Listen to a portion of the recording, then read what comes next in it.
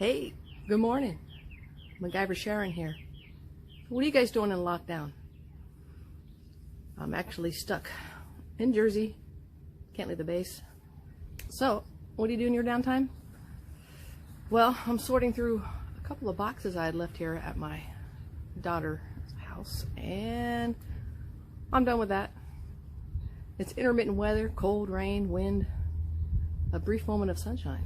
So what am I doing? I'm going to change a part in my truck. So I got the engine light, and it sounds like it's missing all the time, but it doesn't drop a code of which spark plug. So I did a lot of research on Google, and I think it is the actual sensor. It is the, let me see,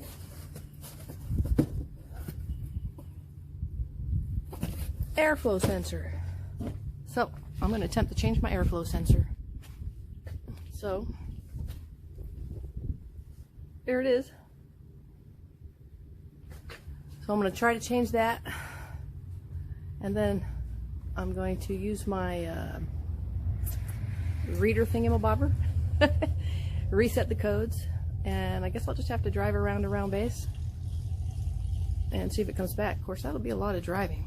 Well, we'll see, because when I turn the engine on, it warms up in the idle, and then it drops like it's dying, and then the whatever electronics in there picks it back up, and then it drops and picks it back up, and then it's fine for a while. So I'm going to see if it's the sensor rather than my plugs and coils. Although I do have extra plugs, I've been unable to locate the coils. So let's give it a try, eh? Okay, so hopefully this is the right part, because when I ordered the plugs and coils, the young lady working in the AutoZone actually gave me just the rubber tubes of the coils, which is kind of silly, because when you order coils, it comes with the tubes. So let's hope this is the right part. Now I have YouTubed it, and it's inside here somewhere. So I'm going to take this off. I think my air filter's in here. I got to take this whole thing off. And first I got to disconnect all the other sensors on it. This doesn't look like the sensor that's on the actual part, so that must not be it. It's got like this four-pronger thing, and that's a square. This is rectangular. So we'll see. Dun, da, da. So wish me luck.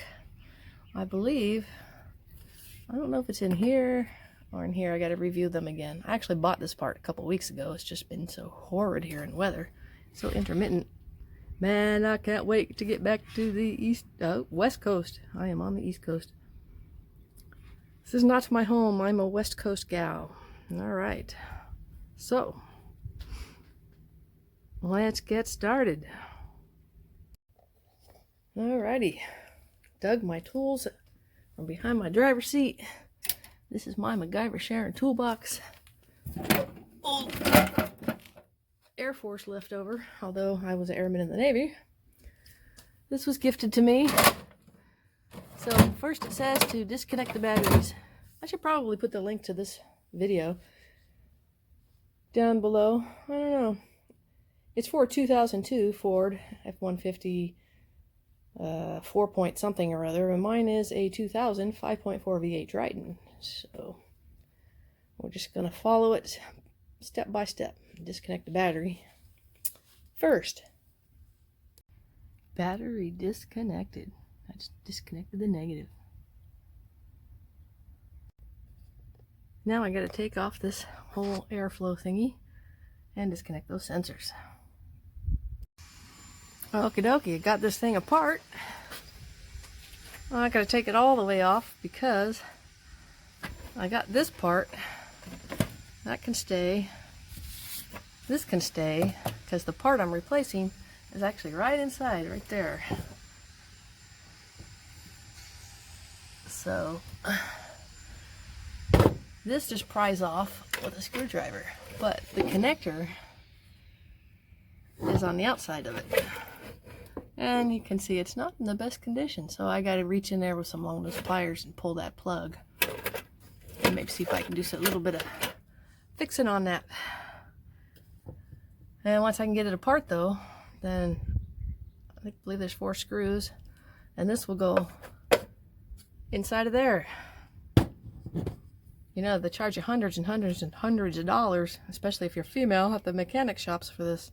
So let's hope it works out. Well, got it out of there. Big picture. It looks all right to me. I'm comparing the two.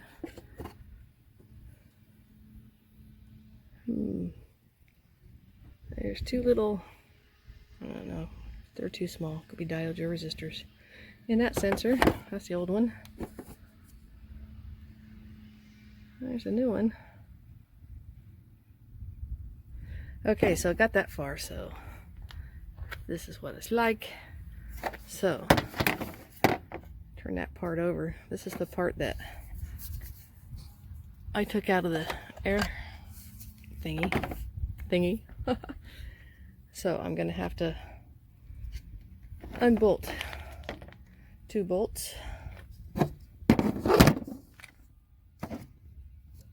pull this off and put this on, and then slap it all back together. All right, wish me luck.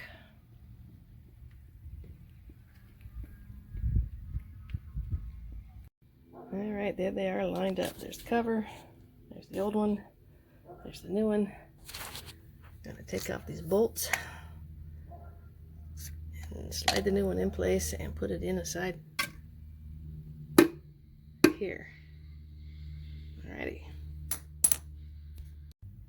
So this is ready to be put back in, and I gotta line up how I put it in to that hole, because this is the connector that connects into it. But you don't want to smack this back in there and push it in. It connects with these little connectors. You don't want to secure it all the way, because you're going to need to angle it a bit to put that connector into that connector through that hole. And then once you're satisfied that it is secure, then you snap it in. It's got 3 spots to snap it in. There's the air filter right there. It looking pretty good. I just changed that before my trip east. And I'm looking at the connector itself and the wires, and they're all looking pretty good. So we'll see what this does. Alrighty, let's see if we can get it done. So I've got the connector put through there. And now I'm going to put this in and connect it. If I'm coordinated enough. And then I'm going to snap it into place. And one thing I did learn when I had to move my car real quick, because my truck, excuse me, because someone got called into duty and I thought I was on baby duty. Make sure that this thing doesn't get this cable. That cable goes all the way down here, but make sure it doesn't get inside this thing. Make sure that this is all the way on this side, on the air filter side. Make sure you don't get this through this loop, because then you're just going to smash this right here. Which, when I was rushing to get my truck out of the driveway so my son-in-law could get a report for duty, that's exactly what I did, but I didn't tighten anything down, but made me aware. Okay. It's a miracle my short stubby little fingers got in there to connect that. So there it is. Can you see that? Alright, and there it is there. I would like to have something right up onto there. I might have to look into that. So now I'm going to put this end back into here, tighten up this clamp, at the same time aligning it with this. And this has a lever. Once you get that in and clamped up, and this lined up to that where your air filter is, then you line this up on the 2 ridges and then you'll just pull this tight. And then we'll go for then we will reconnect the battery. And then I'm gonna idle it up for a bit, and then I'm going to hook up my code reader and reset the code. Okay, it's all lined up, it's all back together, this part anyway. So I'm ready to clamp. Let's see if we can see this down. Now on the bottom side of this, see how it connects right here together? On the bottom side it actually has two teeth sticking out, and they fit between two of these holes. So you got to make sure you get those aligned, because if you don't and you're clamping this down, you're still going to have some kind of air issue, I think. So holy cow, it's hard.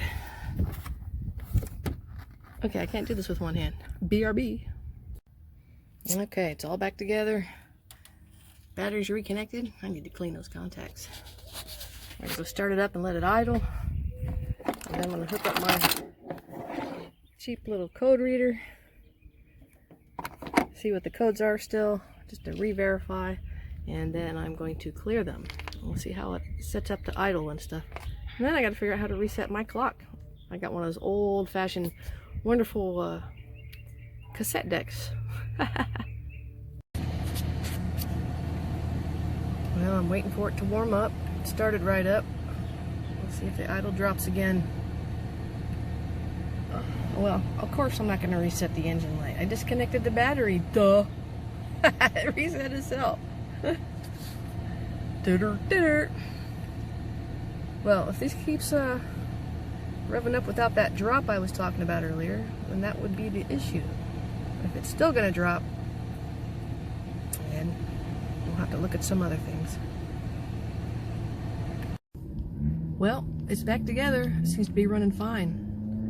I thought it might have started to go a little rough, but could be because I was expecting it. But it did not do the idle drop, rev, idle drop. So keep your fingers crossed that that was it. I mean, I can change the plugs and the coils, but the two back ones are hard for me.